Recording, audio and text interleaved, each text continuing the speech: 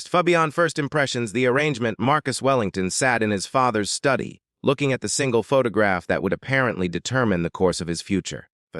The image was deliberately unflattering, a woman with her hair pulled severely back, wearing glasses that obscured most of her face, no makeup, and an expression that suggested she would rather be anywhere else than having her picture taken. At 35, Marcus had built Wellington Technologies into a billion-dollar empire, but his personal life remained a disappointment to his traditional family. His father, citing concerns about succession and family legacy, had arranged a marriage with the daughter of a longtime business associate. Marcus had resisted at first, but family pressure and his own exhaustion with superficial dating had eventually worn down his resistance. Her name is Sarah Mitchell, his father had said, sliding the photograph across the desk. Good family, excellent education, appropriate background. The Mitchells are old money, very private. This is the only photo they would provide. Marcus studied the image with growing resignation.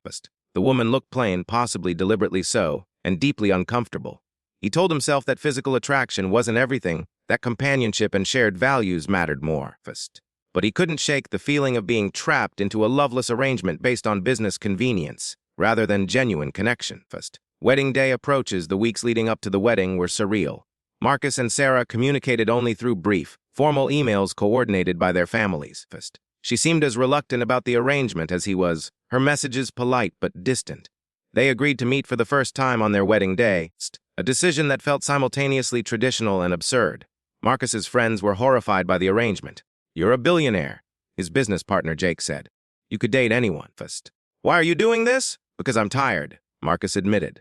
"Tired of women who see my bank account instead of me. Tired of relationships that feel like auditions. At least with an arranged marriage, everything is honest from the start." What Marcus didn't say was that part of him hoped that a woman who seemed indifferent to appearances might also be indifferent to wealth.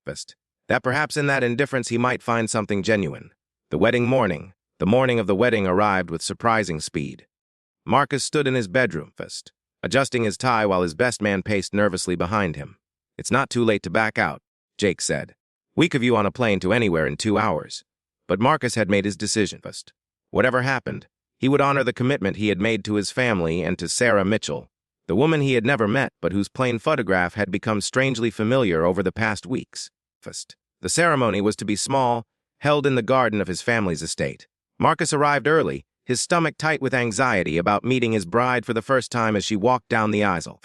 He wondered what she was thinking, whether she felt as trapped and resigned as he did, whether she had spent the past week studying his photograph with the same mixture of duty and dread. The veil lifts. When the music began, Marcus turned to face the garden path where Sarah would appear. His heart hammered in his chest with anticipation and anxiety. Whatever she looked like.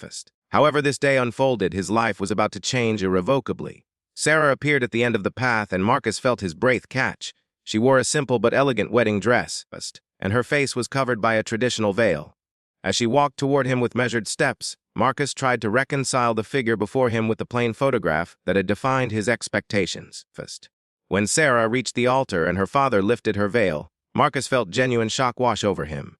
The woman standing before him was beautiful, not in the conventional magazine cover way that he had grown tired of, but in a way that was striking and intelligent, and completely at odds with the photograph he had been given.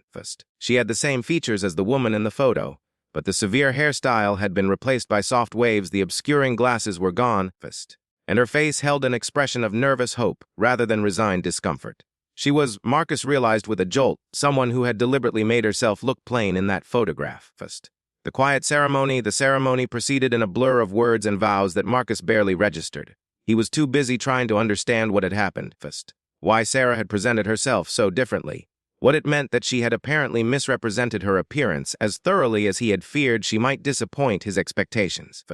When the officiant pronounced them married and Marcus was invited to kiss his bride, he leaned in and whispered, "We need to talk." Sarah nodded almost imperceptibly, and Marcus saw something in her eyes, not fear, but understanding, as if she had been expecting this reaction. The reception was mercifully brief, their families having agreed to a small gathering rather than an elaborate celebration. Throughout the dinner and toasts, Marcus and Sarah maintained a polite facade, but there was an unspoken agreement between them that the real conversation would happen once they were alone. The truth revealed that evening, in the private suite where they would spend their wedding night. Marcus and Sarah finally faced each other without the buffer of family and ceremony. "I need to understand," Marcus said. keeping his voice calm despite his confusion.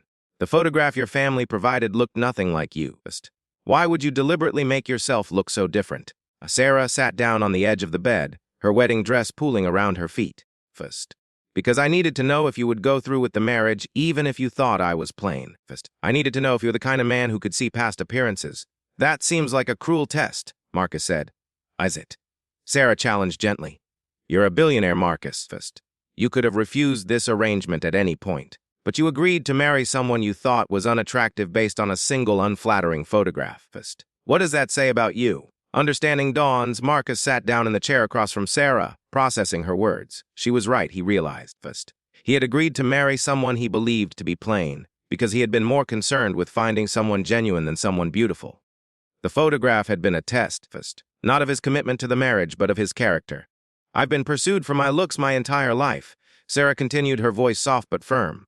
Men saw me and assumed I was shallow, decorative, someone to display rather than know. The arranged marriage was my parents' idea, but I agreed to it because I thought maybe, finally, I could meet someone who would value me for something other than my appearance. So you made yourself look plain, Marcus said slowly, understanding crystallizing. I made myself look the way I feel most days, like someone who wants to be taken seriously, who wants to be valued for her mind and her character rather than her face. The question was whether you could accept that, whether you were different from all the other men who saw only surfaces. A different beginning, Marcus stood and walked to the window, looking out at the gardens where they had been married just hours earlier. I agreed to this marriage because I was tired of women who only saw my money.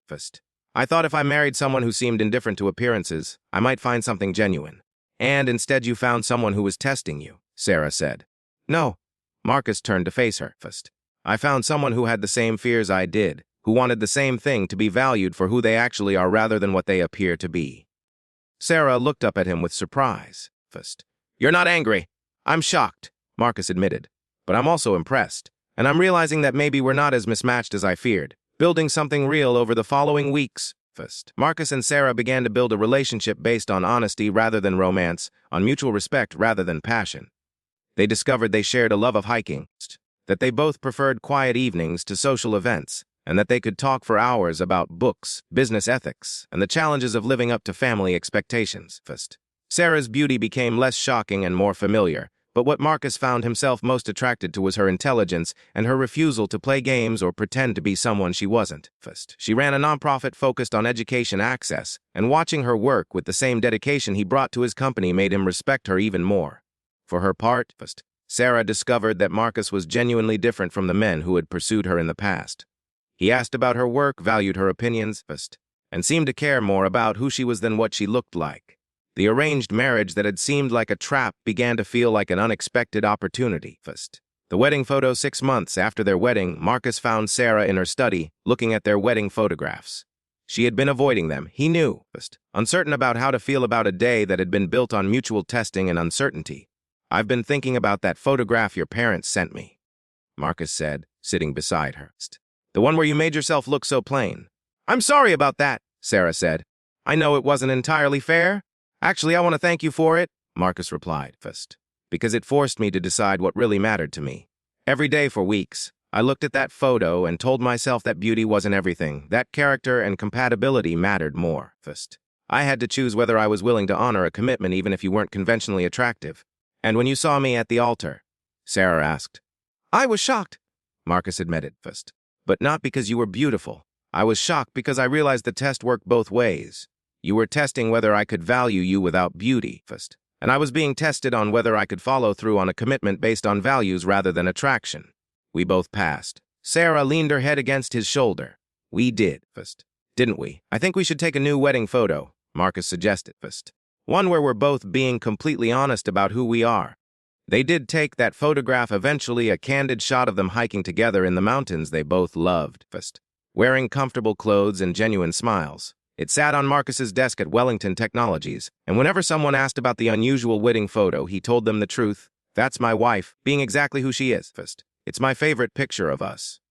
The arranged marriage that had begun with mismatched expectations and deliberate tests had evolved into something neither of them had anticipated, a genuine partnership built on honesty.